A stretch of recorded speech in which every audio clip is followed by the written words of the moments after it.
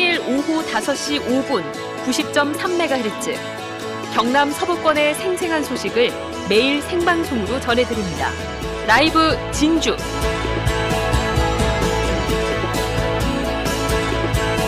There's a wild wind blowing down the corner of my street. Every night there the headlights are glowing. There's a cold war coming on the radio I heard. Baby, it's a violent world.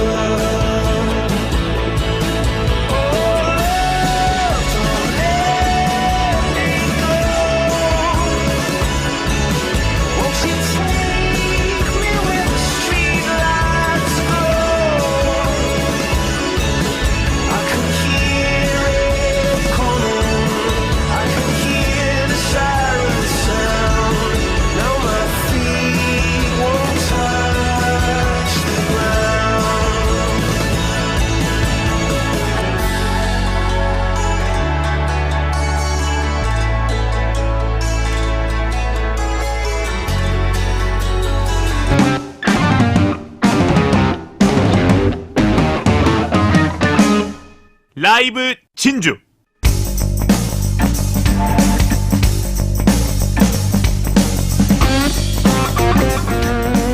안녕하십니까. 라이브 진주 아나운서 안율입니다.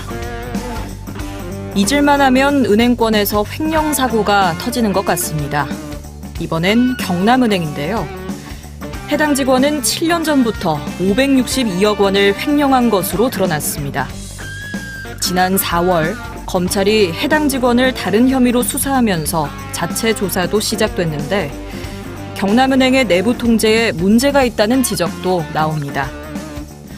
통제가 허술하자 이 직원은 자금 인출 서류를 위조하거나 가족이 쓰는 법인 계좌로 이체하면서 은행을 감쪽같이 속일 수 있었습니다. 2017년부터 금융사의 내부 횡령액 2,400억 원에 달하는데요. 처벌 수위를 높이는 것도 필요하겠지만 무엇보다 금융사의 자정을 통해서 내부 통제를 강화하는 게 필요해 보입니다.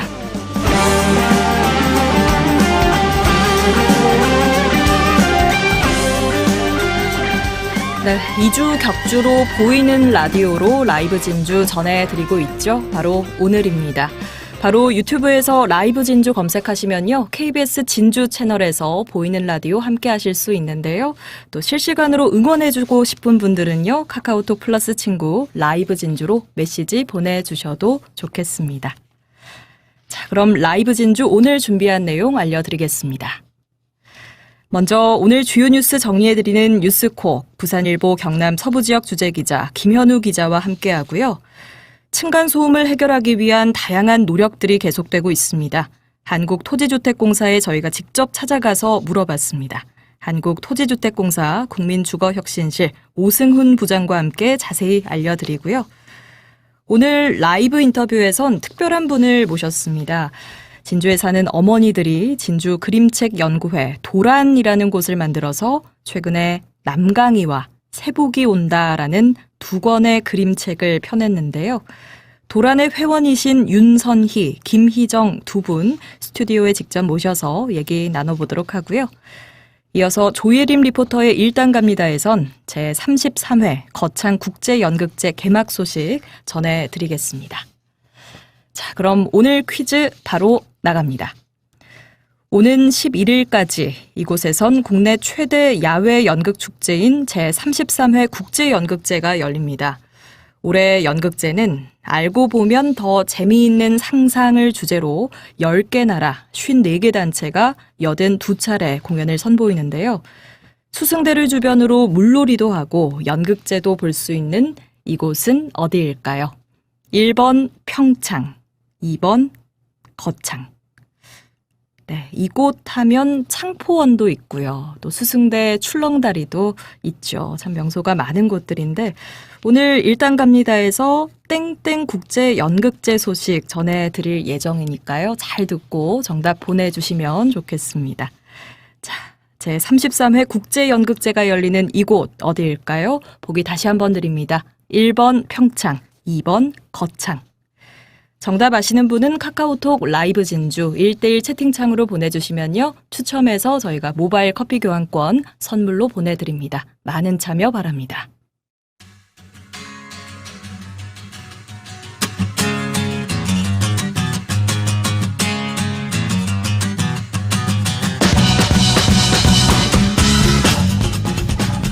오늘 주요 뉴스 콕 찍어 전해드리는 뉴스콕. 부산일보 경남 서부지역 주재기자 김현우 기자 전화 연결돼 있습니다. 기자님 안녕하세요. 네, 안녕하세요. 네, 오늘 첫 번째 뉴스콕은 어떤 걸까요? 네, 삼천포와 제주를 잇는 백길이죠. 이 오션비스타 제주호의 미래가 불투명하다는 소식입니다. 예, 오션비스타 제주호면 최근 건조한 대형 여객선으로 알고 있는데 우선 오션비스타 제주호를 모르는 분들이 또 꽤 많으실 것 같아요. 먼저 설명을 좀 해주실까요? 네, 오션비스타 제주호는 지난 2021년 3월 첫 운항에 들어갔는데요. 길이 160m, 너비 24.8m, 2500톤급 선박으로 4.5톤 화물트럭 150대, 이 891명의 승무원과 승객을 수용할 수 있습니다. 예. 이 안전 평균 항속이 18노트, 그러니까 시속 33km 정도로 VIP 객실 6개와 1등 객실 27개, 그리고 2등 객실 4개, 3등 객실 20개 등을 갖추고 있습니다. 여기에 식당과 편의점, 스낵바, 카페, 노래방, 게임룸, 유아실 등의 이 편의 시설도 설치되어 있어서 그야말로 바다 위를 오가는 이 호텔로 보시면 될 것 같습니다. 예. 특히 우리나라 항구에 적합하게 디자인된 한국형 카페리로 안전성과 조종 성능이 우수해서 협소한 항구에서도 이 자력으로 운항이 가능하다는 특징이 있습니다. 예, 저도 취항할 때가 어렴풋이 또 기억이 나는데 당시 지역에서 정말 큰 관심을 받았었죠. 네, 맞습니다. 오션비스타 제주호 출항이 특히 관심을 끌었던 건 이 삼천포 제주 노선이 이 7년 만에 다시 부활했다는 점 때문이었는데요. 예. 한때 삼천포 제주 백길을 오가던 여객선으로 두 해운의 월드 제주호가 있었습니다. 하지만 세월호 참사 여파로 화물과 여객 수송에 차질을 빚으면서 지난 2014년 12월 운항을 중단했는데요. 이후 7년 만에 다시 두 지역을 잇는 백길이 만들어진 겁니다. 특히 오션비스타 제주호는 앞서 운항한 제주 월드호보다 서너 배 정도 커진 대형 카페리선인데요. 예. 이 처음 오션비스타 제주호가 취항하면서 지역 경제 활성화는 물론 양 지역 간 연계가, 그러니까 제주와 삼천포 간 이 연계가 더 원활해질 것으로 기대를 모았습니다. 예, 그렇게 호평 일색이었던 오션비스타 제주호의 미래가 지금은 불투명하다는 건가요? 네, 배에 문제가 있는 건 전혀 아니고요. 예. 이번 사안의 핵심은 이 오션비스타 제주호 선사 측의 경영난에 가깝습니다. 예. 지난해부터 누적된 적자로 회사가 잠시 이렇게 자본 잠식 상태에 빠졌고 유류 대금 몇 달치가 밀려 있는 것으로 알려졌습니다. 현재 일주일에 6차례 정기 운항에 나서고 있지만 글쎄요, 적자가 계속해서 이어진다면 미래를 장담하기 어렵다는 또 전망도 나오고 있습니다. 예, 대체 이유가 뭔가요? 여러 가지 이유가 있지만 가장 대표적인 이유는 이 불안정한 대외 환경 탓입니다. 예. 2021년 운항 당시에는 코로나19로 인해서 이용객이 거의 없었는데요. 지난해는 제주 여행객이 폭발적으로 늘어나면서 흥행에 청신호가 켜졌는데 반대로 기름값이 크게 오르면서 수익을 반감시켰습니다. 실제 첫 출항 당시 리터당 1,200원대였던 이 경유값이 지난해 2,000원대까지 폭등했는데요. 예. 여기에 올해 들어서는 또 해외 여행객이 늘면서 다시 제주여행 승객이 조금씩 줄어드는 것으로 나타났습니다. 그러면 얼마나 줄어든 거죠? 최근 휴가철이 되면서 하루 평균 500명 안팎의 승객이 타고 있지만 6월까지만 해도 이 하루 평균 승객이 글쎄요 200명 정도에 불과했습니다. 예. 오션비스타 제주호의 탑승 정원이 한 900명 정도니까요. 넉넉하게 잡아도 4분의 3 정도가 이 텅텅 비어있는 상태로 운항을 한 겁니다. 도저히 수지 타산을 맞출 수 없었던 그런 상황이었던 셈입니다. 예, 이러한 부분은 인력으로 어쩔 도리가 없다는 점에서 더 안타까울 수밖에 없는데요. 개선의 여지가 있는 원인은 없나요?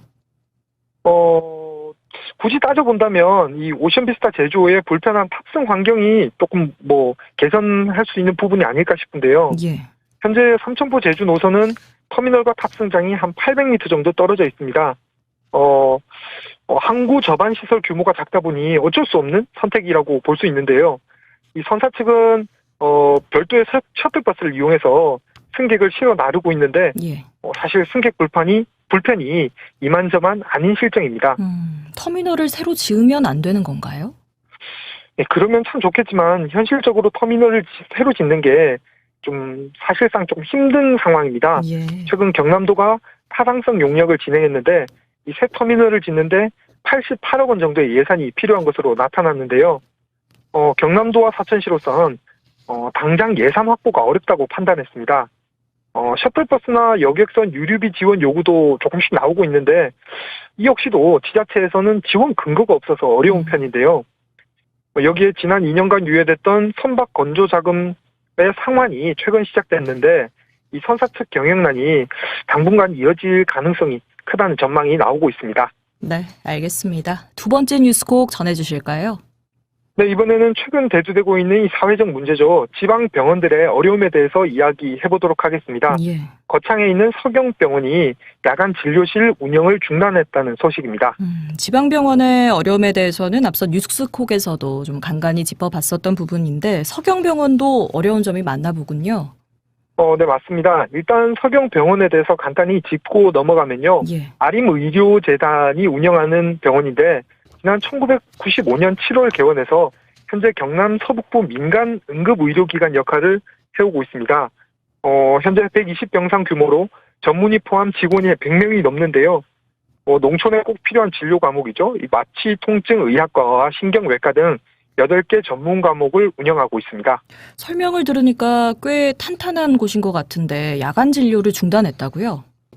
네, 서경병원은 그동안 운영이 조금 어려운 여건 속에서도 의료 공백을 줄이기 위해서 쉬는 날 없이 밤 10시까지 야간 진료실을 운영해 왔습니다. 예. 그런데 좀 뭐라 그럴까 갑자기 좀 소식 없이 지난 1일부터 야간 진료실 운영을 중단한다고 밝혔는데요. 네. 최근 병원 기업회생 절차가 진행됐고 야간 진료실 근무 의사가 지난달 31일자로 사직하면서 부득이하게 야간 진료실 운영을 중단했다고 밝혔습니다. 일단 병원 측은 의료 인력을 채용해서 조속히 야간 진료실 운영을 재개하겠다는 생각입니다. 기업 회생이 진행됐다는 건 경영난이 있다는 거네요. 네, 맞습니다. 농촌 인구가 줄고 있고 인근의 거창 적십자 병원, 거창 군립 노인 요양병원 등 공공병원들과의 경쟁 등으로 인해서 서경병원은 지난 한 5, 6년 전부터 적자가 누적돼 온 것으로 알려졌는데요. 예. 심지어 법인 이사장이 개인 돈으로 이 적자를 메워왔다는 소문도 있습니다. 하지만 경영 상황은 좀처럼 나아지지 않았는데요. 오히려 갈수록 경영이 나빠져 4월부터는 퇴직자들 퇴직금도 지급하지 못했습니다. 당연히 직원들 월급도 밀려 있고요. 예. 결국 서경병원은 지난달 창원지방법원 제2파산부로부터 회생 절차 개시 결정을 받기도 했습니다. 예. 참 지방병원의 어려움이 계속되는 것 같아서 좀 답답한 마음이네요. 네, 맞습니다. 예. 건강보험공단에 따르면 전국 의료법인이 1,322개로 이 가운데 병상수 30개 이상 100개 미만인 요양병원과 병원이 62.2%, 거의 대부분을 차지하고 있었습니다. 지역별로는 서울과 6대 광역시를 제외한 지방시군의 전체 64%가 분포하고 있는데요. 네. 이들 지방의료법인이 체감하는 경영난은 그야말로 심각한 수준입니다. 첨단 의료시설과 유명 의료진을 앞세운 수도권 대형병원이 지방 환자를 블랙홀처럼 빨아들이고 있는데요. 네. 여기에 지난 몇 년 동안 코로나 여파로 인해 경영난도 가속화됐습니다. 의료법인이 운영하는 병원은 2018년 312개였는데 지난해 262개로 나타났고요. 요양병원은 639개에서 561개로 줄었습니다. 병원이 부를 축적한다는 말이 이제 지방에서는 더 이상 통용되지 않는 법칙이 된 겁니다. 예. 이런 상황이라면 파산을 하는 지방병원도 있겠어요. 네, 지난해 파산 선고가 가장 많았던 곳은 부산이었는데 3건이었습니다. 예. 법인 수가 많다 보니까 그럴 수도 있겠지만 한편으로 보면 지방 대도시 역시 이 지방병원의 경영난이 남의 일이 아니라는 방증이기도 한데요. 예. 실제 의료법인 부실화가 부산의 지역 현안으로 떠오른 상황입니다. 의료계에선 전국 의료법인 1,300여 곳 가운데 30% 이상이 이미 한계에 봉착했다는 말이 나오고 있는데요. 회생 절차를 밟는 의료법인도 꾸준히 늘고 있습니다. 올해 상반기에만 거창 서경병원을 비롯해서 전국에서 4건의 의료법인 회생 절차 개시 결정이 나왔습니다. 네, 알겠습니다. 오늘 소식은 여기까지 듣죠. 고맙습니다. 네, 감사합니다. 뉴스코 부산일보 경남 서부지역 주재기자 김현우 기자와 함께했습니다. KBS 진주방송국은 사회적 문제가 되고 있는 층간소음에 대해 이해하고 더욱 소통하는 공동주택 주거문화를 만들기 위해 한국토지주택공사의 지원으로 라디오 특집 방송 5부작 이해하는 층간소음을 준비했습니다. KBS 진주 유튜브 채널에 들어오시면 보이는 라디오를 통해 특집 방송 이해하는 층간소음을 영상으로 함께 하실 수 있는데요. 잠시 후 KBS 진주 라디오 특집 이해하는 층간소음 3번째 이야기 변화를 위한 다양한 시도편을 보내드리겠습니다. 우리나라 국민 10명 중 7명이 넘는 사람들이 공동주택에 거주한다고 하는데요. 공동주택은 층간소음에 왜 취약한 건지 이해하는 시간 가져보도록 하겠습니다. 한국토지주택공사 국민주거혁신실 오승훈 부장과 함께합니다. 부장님, 어서 오세요. 네, 안녕하세요. 네, 부장님, 먼저 공동주택에 대해서 알아야 할 것 같은데 이 아파트 같은 건물은 어떻게 지어지는지 궁금합니다. 높은 아파트 같은 건물을 보시면 저렇게 높게 지으면 안 무너지나 하는 생각을 한 번쯤은 다들 하셨을 것 같습니다. 맞습니다. 위로 쌓기 위해서 건축가들이 가장 신경 쓰는 부분이 바로 건물의 무게를 지지하게 만드는 건데요. 그 무게를 지지하는 방법에 따라서 벽식 구조와 보와 기둥으로 구성된 라멘식 구조로 나눌 수 있습니다. 벽식 구조는 상부의 무게를 벽이 지지하고 라멘식 구조는 보와 기둥이 지지를 합니다. 사실 부끄럽지만 이 라멘식 구조라는 용어를 처음 접했을 때는 이게 이 라멘인가 싶기도 했는데 그건 당연히 아니었고요. 또 일본어는 더더욱 아니더라고요. 이게 이제 독일어로 테두리, 틀이라는 뜻을 가진 게 그렇던데 맞나요? 네, 맞습니다. 그렇군요. 이런 부분에 대해서도 오늘 좀 재정립할 수 있는 그런 시간이 되지 않을까 한번 기대를 해보게 되는데요. 앞서 상부의 무게라고 하신 게 그러니까 벽식은 벽이 천장을 받치고 있는 거고 라멘 구조는 보와 기둥이 천장을 받치고 있는 거라고 할 수가 있는데요.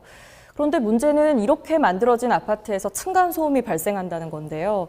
층간소음은 어떻게 전달이 되는 건가요? 네, 윗집에서 뛰거나 바닥에 무언가를 쿵 하고 떨어뜨리면 이때 생긴 소음과 진동이 슬래브, 벽, 기둥을 타고 아래층, 위층 이렇게 다른 세대로 전달이 됩니다. 일반적으로 이 소리를 층간소음이라고 하는데요. 주로 아랫집으로 진동이 가장 많이 전달됩니다. 네. 그런데 층간 진동 이런 말은 없네요. 진동할 수 있는 모든 물체는 소리를 낼 수가 있는데요. 예를 들면 타악기의 경우에는 악기를 때려서 진동이 발생되고 그 진동이 우리 귀에서 소리로 들리잖아요. 그렇죠. 아파트에서는 모든 층을 연결하는 구조체가 소리를 전달하는 매개체 역할을 하는데 그러니까 집 천장이 거대한 스피커 역할을 하는 것이죠. 네. 집 안에서는 진동으로부터 자유로울 수는 사실 없는 건데 층간소음을 없애려면 라멘 구조로 지어야 한다 이런 얘기 참 많이 하잖아요. 정말 라멘 구조에서는 층간소음이 안 나는 건지 궁금한데 구조만 바꾸면 층간소음이 해결될까요? 어떠한 구조체에서 층간소음이 덜하고 더 잘 전달되느냐는 조건에 따라 서로 다른데요. 이론적으로는 벽식과 라멘 구조는 구조 형식이 다르기 때문에 소음이 전달되는 방향이 다릅니다. 벽식 구조는 소음이 바닥에서 벽으로 전달되고 라멘 구조는 바닥에서 보, 기둥순으로 전해지거든요. 벽식 구조와 라멘 구조를 비교해서 보면 층간소음이 전달될 때 벽식 구조의 벽이 상대적으로 라멘 구조의 기둥보다 면적이 넓기 때문에 층간소음에 불리하다고 생각할 수 있는데 구조적 특성상. 그렇습니다. 네. 다만 벽에서 발산하는 소음은 바닥 슬래브가 발산하는 소음의 약 10분의 1 정도로 작다는 관련 논문이나 실험 의견들이 있습니다. 그래서 두 구조 모두 주요한 소음 차단 원인은 바닥 슬래브의 진동에 의해서 발생한다는 공통점이 있습니다. 정도의 차이가 있긴 하지만 벽식 구조와 라멘 구조 모두 소음이 전달된다는 말씀이신데 그럼 층간소음의 원인을 벽식 구조 때문이다라고만 할 수는 없겠네요. 네, 맞습니다. 층간소음은 구조 형식만으로 해결할 수 있는 문제는 아닙니다. 요약하자면 구조체 전체를 타고 전달되는 진동의 특성상 바닥 슬래브의 두께나 평면의 형태, 거실의 면적, 층고 등 많은 요인의 영향을 받기 때문이라고 생각되는데요. 그래서 정부에서도 지난해 8월에 층간소음에 우수하다고 알려진 구조에 대해서 실제로 효과가 있는지 이를 검증하기 위한 R&D를 추진하겠다고 발표를 하면서 동시에 층간소음에 영향을 주는 바닥 두께나 층고 같은 여러 가지 요인을 심층 분석하는 연구도 추진하고 있습니다. 구조도 바꿔보고 바닥도 두껍게 해보고 실험을 해서 효과가 있는지 보겠다는 거군요. 네, 이런 정부 정책에 맞춰 우리 공사에서도 벽식 구조나 바닥 두께 등이 유사한 조건의 구조를 시험해서 상대적으로 성능 차이를 검증할 계획에 있습니다. 이를 통해서 최적화된 구조를 현장에 도입하고자 하는데요. 우리 공사에서는 벽식과 라멘 구조의 장점을 결합한 LHSP 구조를 개발하고 현장 검증을 하고 있습니다. LHSP는 뭔가요? LHSP 기술은 기존 벽식 구조에 오피스 건물처럼 보와 기둥으로 이뤄진 하중을 받는 라멘 구조를 접목한 기존보다 층간소음도 상대적으로 줄어들 것이 기대되면서 아울러서 가변성과 확장성이 좋은 게 장점입니다. 네, 벽식 구조와 라멘식 구조의 그 장점만을 접목한 기술이라고 그렇습니다. 할 수가 있군요. 단순히 라멘 구조로 바꿔서 지으면 층간소음이 해결될 줄 알았는데 그것도 아니고 그러면 층간소음 저감을 위해서 가장 우선해 둔 부분은 어떤 건가요? 많은 요인의 영향을 받는 층간소음을 저감하기 위해서는 가장 효과적인 방법이 바로 바닥 슬래브의 진동을 저감하는 것을 우선적인 목표로 하고 있습니다. 바닥 슬래브, 바닥재를 바꿔야 하는 건가요? 흔히들 우리가 발을 딛고 있는 아파트의 바닥은 콘크리트 슬래브가 전부일 것이라고 생각할 수 있는데요. 가장 아래에서부터 살펴보면 콘크리트 슬래브 위에 바닥 충격음 완충제, 경량기포 콘크리트, 마감 몰탈로 층층이 구성되어 있습니다. 마치 샌드위치처럼요. 네, 그렇습니다. 네. 현재 대부분의 아파트는 콘크리트 슬래브 21cm, 완충제 3cm, 경량기포 콘크리트 4cm, 마감 몰탈 4cm, 합판마루 같은 마감재 1cm를 더하면 약 33cm의 바닥으로 구성을 하고 있는데요. A4 용지 세로 방향보다도 훨씬 두꺼운 바닥으로 아파트 바닥이 이루어진 거라고 보시면 됩니다. 네, 우리가 딛고 있는 바닥, 생각했던 것 이상으로 두껍게 구성이 되어 있는 건데요. 최근에 건설사들이 층간소음 저감 바닥 기술을 개발했다는 뉴스를 또 본 적이 있는데 이건 기존 것하고는 어떻게 다른 거예요? 바닥 충격음을 저감시키는 방법은 획기적으로 다르다기보다는 기본적으로 각 구성 요소의 강성을 높이거나 완충제의 성능을 높이는 방향이라고 보시면 됩니다. 완충제가 바닥 충격음을 차단하는 역할을 하는군요. 네, 대부분의 바닥 충격음 저감 기술은 현재 완충제의 완충 성능을 높여서 마감 몰탈과 경량 기포 콘크리트에서 발생된 진동을 이질 재료인 완충제가 슬랩으로 가지 못하게 막아주는 댐 역할을 할 수 있다고 생각하시면 됩니다. 네. 한없이 두꺼우면 좋겠지만 이 시간을 통해서 우리가 알 수 있었던 게 많은 또 사회적 비용이 발생할 수 있기 때문에 네. 합리적인 두께를 찾는 게 중요하다는 걸 또 알 수가 있었죠. 그러면 콘크리트 슬래브 두께는 현재 어느 정도까지 높일 수가 있나요?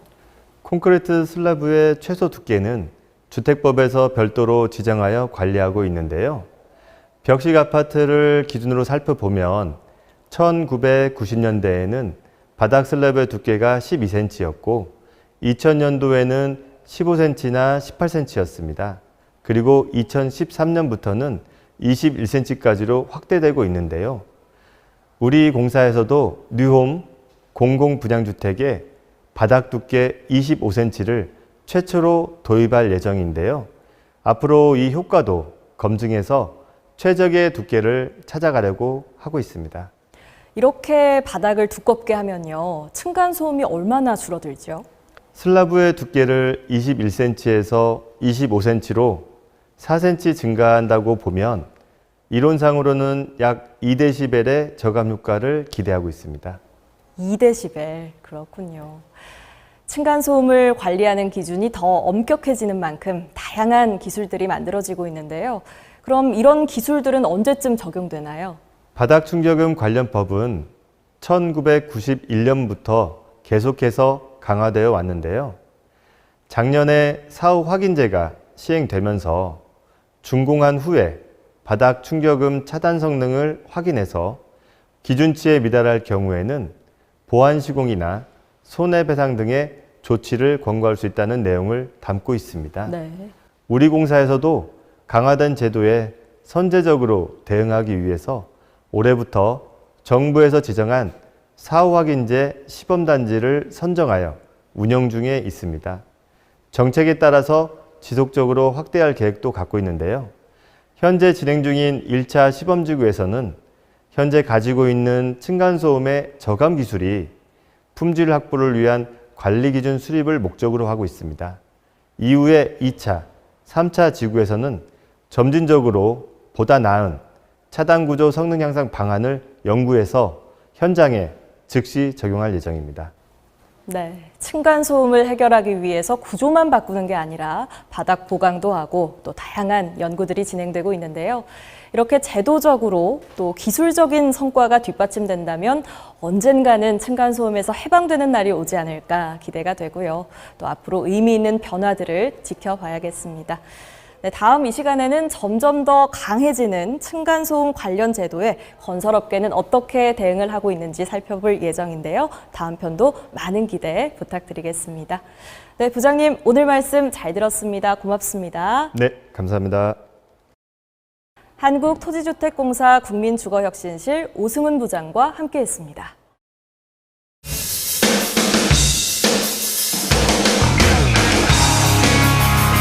KBS 라이브 진주에서는 여러분의 참여를 기다리고 있습니다.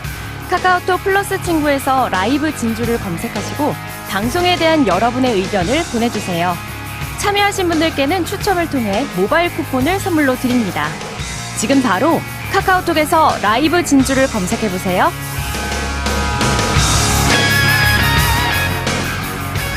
라이브 인터뷰 시작합니다. 마하 어린이 도서관의 소모임 중에서 그림책 연구회 도란이라는 곳이 있는데요. 진주 그림책 연구회 도란에서 세복이 온다와 남강이 이 두 책을 펴내고 최근 전시회를 열었다고 합니다. 이 그림책을 만드신 두 분을 오늘 스튜디오에 직접 모셨습니다. 윤선희, 김희정 회원님 두 분 어서 오세요. 안녕하세요. 네, 반갑습니다. 먼저 두 분 소개 좀 부탁드릴게요. 네, 안녕하세요. 저는 마하 어린이 도서관에서 요일관장으로 있고요. 진주그림책 연구회 도란 회원 윤선희라고 합니다. 네, 윤선희 회원님 반갑습니다. 네, 그리고요. 네, 저는 진주그림책 연구회 도란 회원 김희정입니다. 네, 두 분 나와주셔서 감사합니다. 아니, 이 그림책이나 이 동화책 이런 쪽을 좀 좋아하시는 분들은 제 선입견인지는 모르겠지만 다 이렇게 인상이 참 고우신 것 같아요. 아니 정말 너무 선한 기운이 이렇게 좀 느껴지고 오늘 또 좋은 얘기를 좀 나눌 수 있겠다는 그런 생각이 듭니다. 진주에서 이렇게 아이를 키우는 어머님들이 이 모임, 도란 모임을 만드셨다고 들었거든요. 두 분은 언제부터 이렇게 그림책에 관심이 있으셨어요? 네, 저는 마하 어린이 도서관에서 처음 그림책을 알게 되었고요. 시작은 아이한테 좋은 그림책을 읽어주고 싶은데 어떤 책을 읽어줘야 될지 모르겠더라고요. 그래서 자연스럽게 도서관에 가게 됐고 네. 도서관에서 여러 선생님들과 그림책을 같이 보다 보니 자연스럽게 저도 너무 그림책을 좋아하게 되었어요. 네. 그래서 그림책을 봐온 지는 한 10년 정도 된 것 같습니다. 아이에게 좀 좋은 그림책을 어떻게 하면 읽어줄 수 있을까 시작했던 게 벌써 10년이 된 거군요. 그렇군요. 우리 김희정 회원님은요? 저는 유치원에서 아이들 책 읽어주는 엄마 봉사활동을 하다가 인연이 된 것 같아요.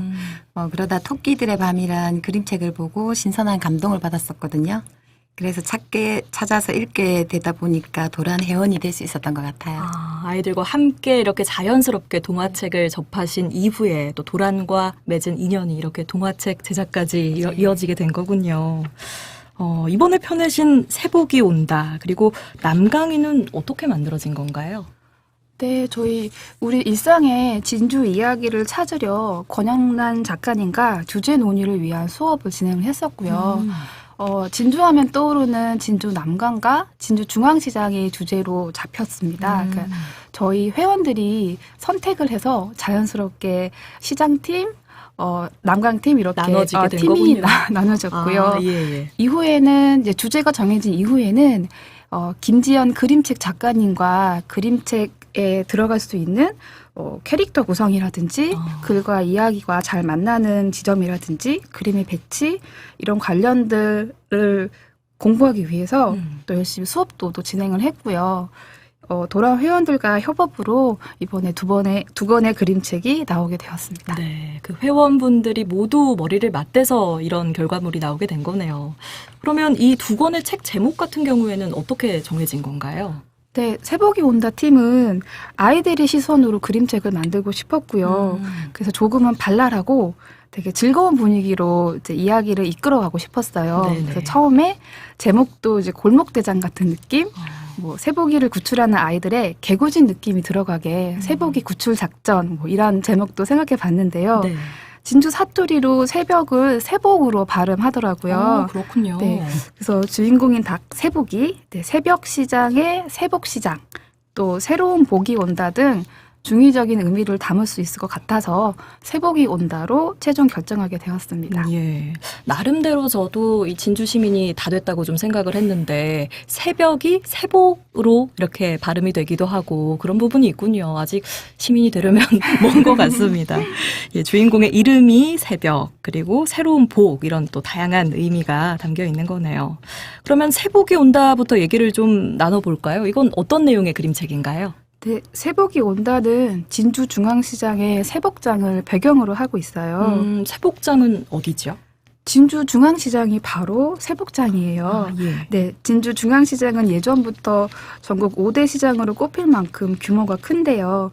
진주 중앙시장 새벽시장에는 오전 5시부터 9시까지 반짝 열리고 사라지는 시장입니다. 네, 그리고 이 시장에 오기 위해서 새벽부터 멀리 거창이나 함양에서 오시기도 하고요. 진주 주변에 있는 읍면 단위에 있는 분들도 진주로 모여들거든요. 이 새복장을 위해서. 네. 예. 그리고 저희 책 이야기를 하자면 네. 주인공인 닭 새복이가 시장에서 자란 아이들과 진주시장의 과거와 현재를 넘나드는 모험을 하는데요. 아이들이 새복이를 구출하기 위한 작전도 펼치고요. 그림책 속에 과거의 나무시장, 진주의 우시장, 그리고 약전시장의 모습도 담았습니다. 그렇군요. 제가 그 사전에 이렇게 새복이 온다 그림을 좀 받아봤거든요. 이게 맞죠? 네, 맞습니다. 예, 저희 보이는 라디오 시청자분들께서 보이실지는 또 잘 모르겠는데 조금 멀기는 하죠. 여기 보면 이 닭이 그러니까 주인공 네. 새복인 거죠. 네, 맞아요. 이 새복이를 쫓아가는 건지 구출하는 건지 그림을 잘 모르겠는데. 같이 노는 것처럼 보이지 않으세요? 같이 노는 거군요. 여기 이 깃털도 좀 보이고 그렇군요. 이건 고무장갑을 낀 네, 모습일까? 아저씨. 저희 출연진들 중에 한 명인 아저씨입니다. 직접 이렇게 형상화가 된 거군요. 그렇군요. 아이들이 이렇게 뛰노는 모습 보이고.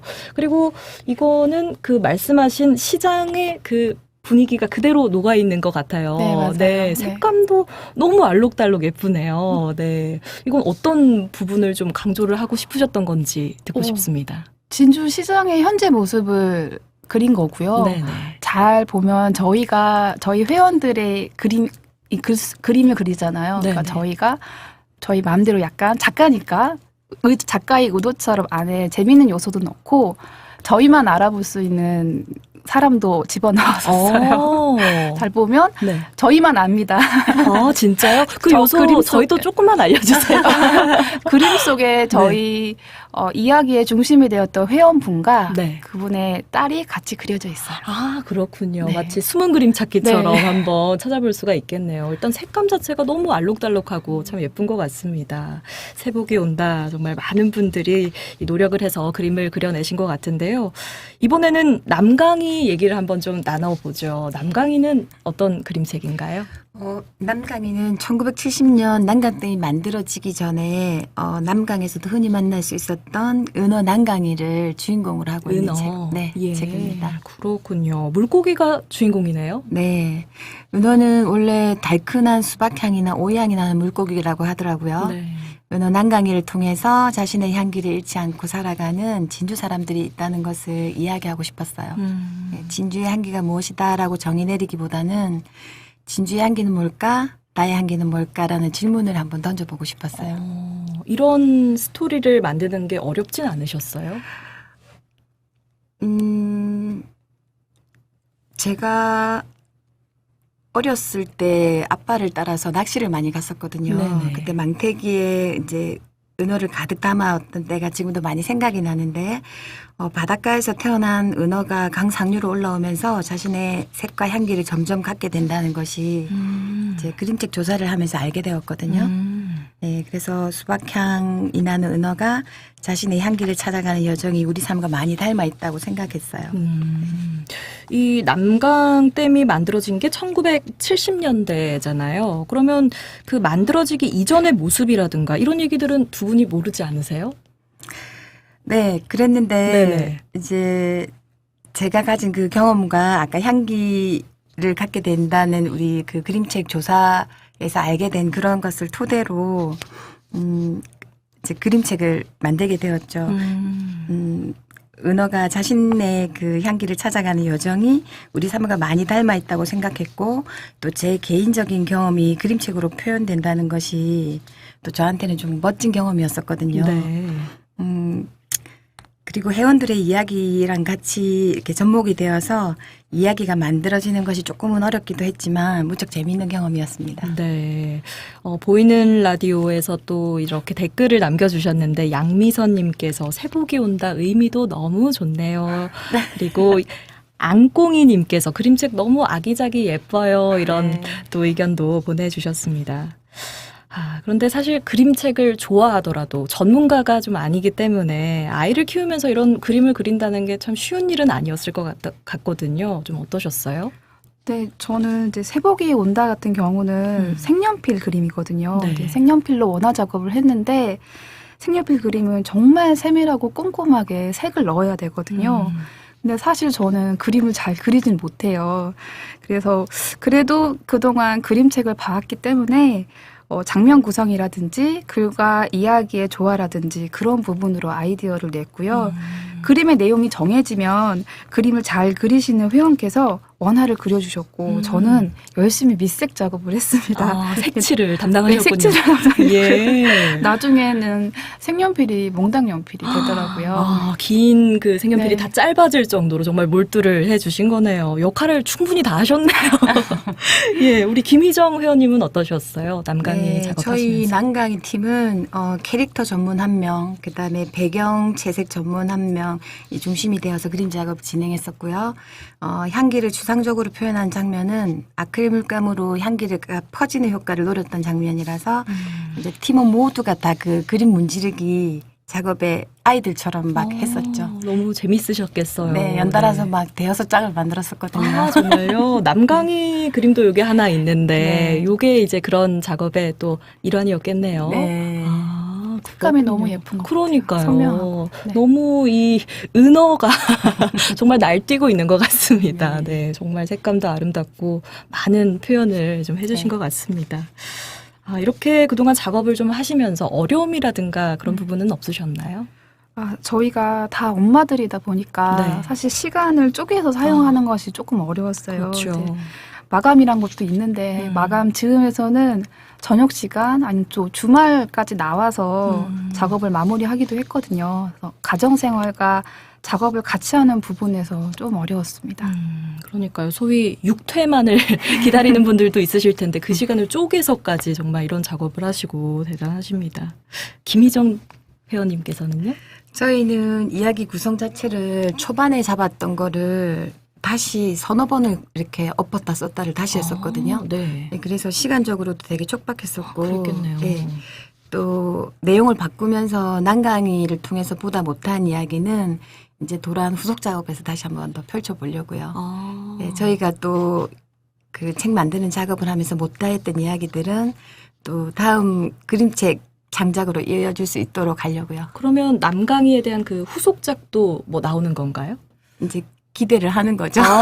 네. 함께 또 기대를 네. 해보게 되네요. 그러면 이 두 권의 그림책을 그동안 만드시면서 특별히 또 신경 쓴 부분이 있는지도 궁금합니다. 네, 저희 세보기 팀은 워낙 그 색칠을 꼼꼼히 하려다 보니까 네. 마감 끝에까지 계속 작업을 했어서 마지막 순간까지 네, 완성을 꼭 하자, 끝을 내자라는 네. 부분에 정말 많이 생각을 했었고요. 네. 그리고 진주하면 떠오르는 일반적인 것보다 진주에 사는 사람들의 살아있는 이야기가 들어갔으면 하는 바람이 컸던 것 같아요. 사람이 녹아들 수 있도록 신경을 쓰셨군요. 김희정 회원님께서는요? 저희는 지금은 진주 난강에 은어가 있다는 걸 사람들이 잘 모르거든요. 저희들도 과거형으로 많이 말을 해요, 지금도. 네. 그래서 고심 끝에 은어 이름을 난강이로 하고 그림책 제목도 난강이로 하자. 이렇게 합의를 보고 또 여전히 아직도 은어는 살아가고 있거든요. 네. 저희 옆에서. 그래서 그 부분에 신경을 가지고 많이 썼습니다. 과거에도 현재도 함께하고 네. 있는 이 남강이 어떻게 보면 물고기 이상의 의미가 참 담겨 네. 있는 것 같습니다. 남강이와 세복이 온다. 좀 꼭 봤으면 하는 분들이 있다면 누가 있을까요? 진주에 관심이 있는 분, 특히 좀 더 나아가서는 전국에 있는 독자들이 다 봤으면 좋겠고요. 네. 이렇게 진주에도 멋진 곳이 있다 자랑도 하고 싶습니다. 네. 그러기 위해서는 내년에는 정식 출판이 되어가지고 많은 분들이 많은 분들께 저희 그림책을 선보이고 싶어요. 그러니까 네. 꼭 어린이뿐만 아니라 전 연령층이 함께하는 사랑받는 그런 그림책이 되길 또 소망하시는군요. 네, 참 많은 얘기를 더 나눠보고 싶은데 시간 관계상 또 마지막 질문을 드려야 될 것 같습니다. 두 분에게 그림책이랑 어떤 것인지 여쭤보겠습니다. 윤선희 회원님. 네, 그림책은 제 일상의 이제 선물이라는 생각이 들어요. 바쁘게 하루를 사는 동안에 잠깐 들여다본 그림책 속에서 위안도 얻고 여행을 다녀오는 기분이 듭니다. 어떤 의미인가요? 저는 해안을 찾으려는 활동같이 여겨져요. 글이 없는 그림책을 볼 때는 특히 더 그런 것 같고요. 보이는 게 다가 아니라는 말처럼 또는 또 자세히 보아야 예쁘다는 시인의 눈처럼 제한테는 제3의 눈을 갖게 되는 길이 그림책이라고 생각해요. 네, 정말 일상의 선물, 또 그림책을 만들고 그 그림책 속에 우리가 예쁘게 봐야 할 그런 이야기를 담아내고 만들어 나가고 계신 진주그림책연구회 도란의 활동들 저희도 함께 응원하고 기대하도록 하겠습니다. 두 분 오늘 시간 내주셔서 고맙습니다. 고맙습니다. 네, 오늘은 진주그림책연구회 도란의 윤선희, 김희정 씨 두 분과 함께 얘기 나눠봤습니다.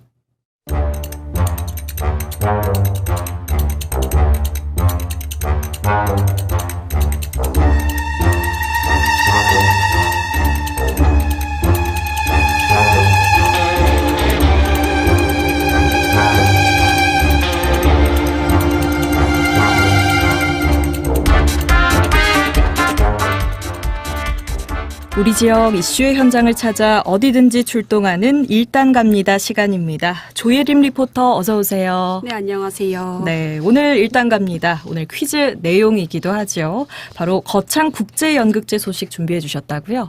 네, 거창국제연극제가 벌써 33회를 맞았는데요.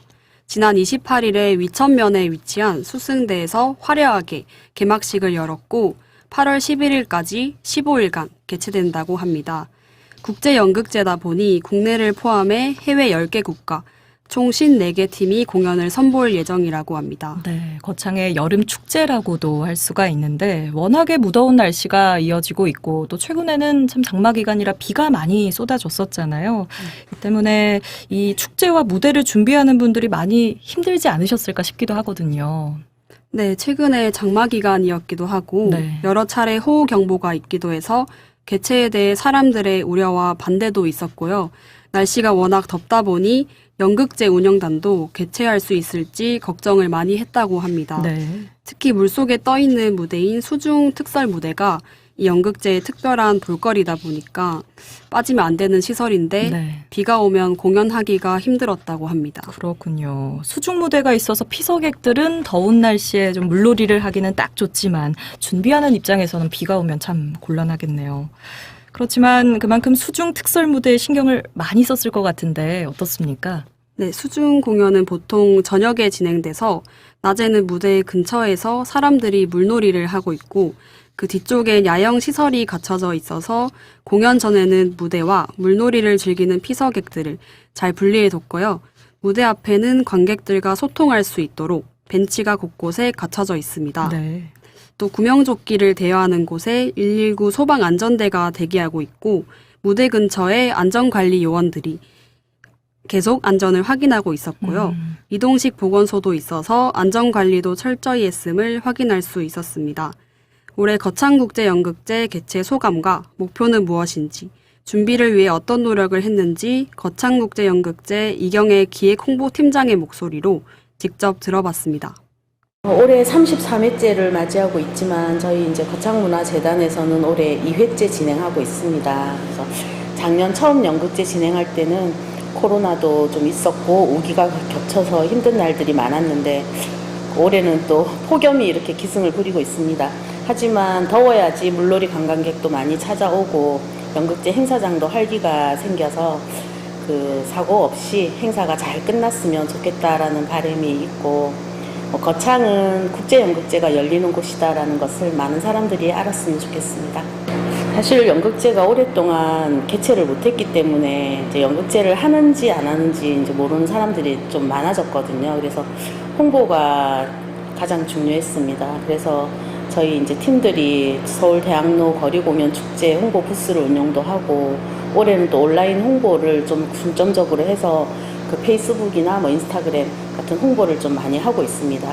그리고 이제 해외 공연팀을 또 직접 섭외하려고 예술 감독님이 해외 출장을 직접 가셔서 벨기에나 뭐 독일 팀을 섭외를 해갖고 오셨기 때문에 좋은 공연을 여러분들이 보실 수 있을 거고요. 벨기에 인형극 같은 경우는 사실 수화물을 배로 한 달 동안 운반을 해가지고 와서 여기에 한 달 전에 도착을 했어요. 그래서 거의 2달 전부터 짐이 실려서 거창까지 왔습니다. 사실 작년에 처음 했을 때도 이렇게 나쁘지 않게 개막식도 잘했고 평가는 좋았는데 올해도 역시 이제 수중 무대다 보니까 저희들이 비가 올까봐 걱정을 많이 했거든요. 근데 뭐 이렇게 덥지만 비가 안 와서 행사를 좀 잘 했고 그래서 많은 분들이 이렇게 격려도 해주시고 힘들게 준비한 보람이 있습니다. 네, 연극제를 준비하는 사람뿐만 아니라 국내외 공연팀 모두 고생해서 이뤄낸 축제라고 할 수가 있겠는데요. 많은 분들의 노고가 깃든 만큼 거창하면 국제연극제를 떠올리면서 많은 분들이 방문을 해주셨으면 좋겠는데 어떤 연극과 공연이 있는지 본격적으로 한번 살펴볼까요? 네, 우선 올해 연극제는 알고 보면 더 재미있는 상상을 주제로 공연을 선보이고요. 네.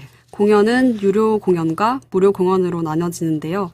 국내와 해외에서 공식으로 참가한 팀들의 공연은 유료로 관람할 수 있고 수승대 축제극장과 구연서원, 돌담극장에서 공연이 됩니다.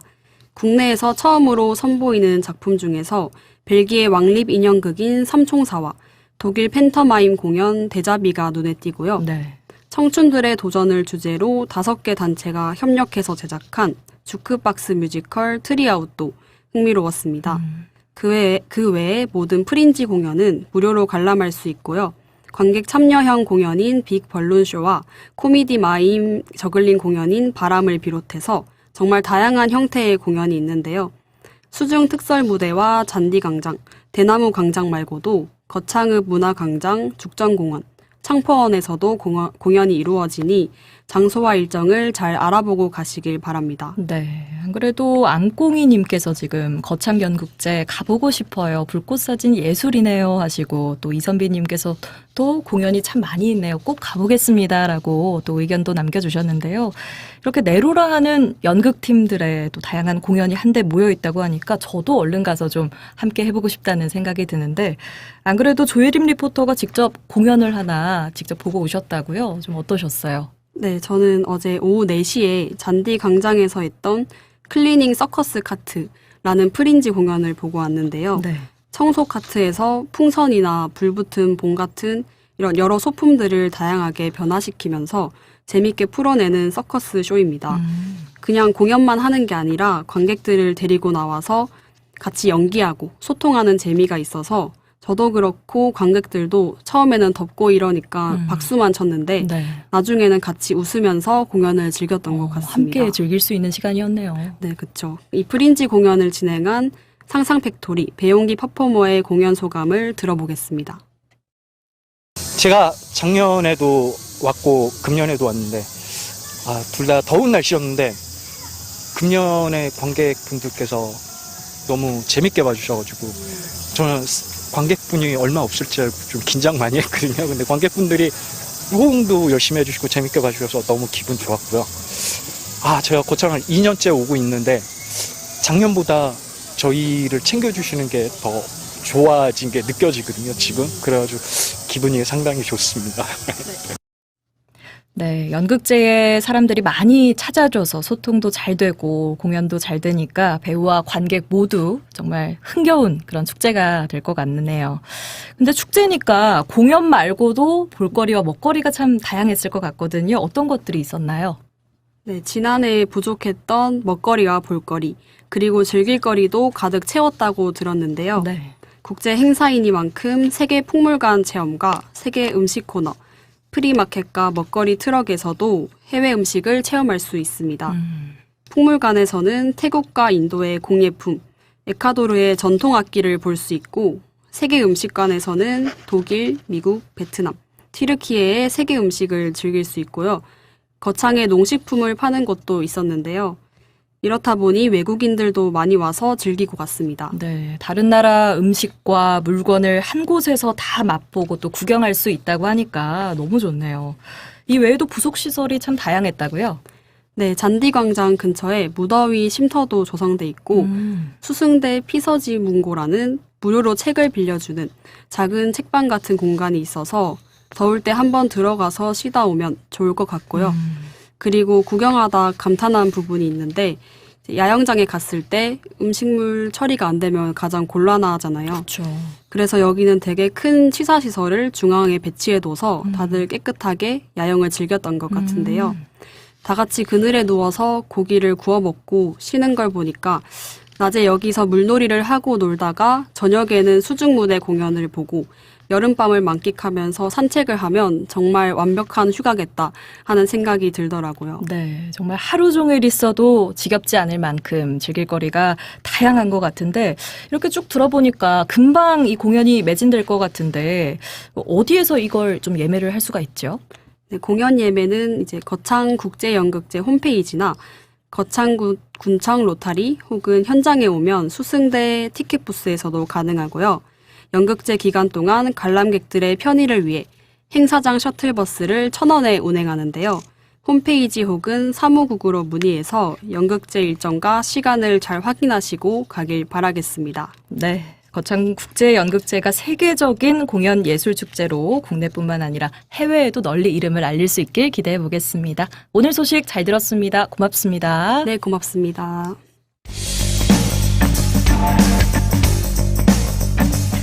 네, 오늘도 퀴즈 내드렸죠. 정답은 2번 거창이었습니다. 오늘 정말 많은 분들이 문자로 정답 맞춰주시고 의견도 주셨습니다. 오늘은 백성희님께 모바일 커피 교환권 선물로 드리겠습니다. 함께해 주셔서 고맙습니다.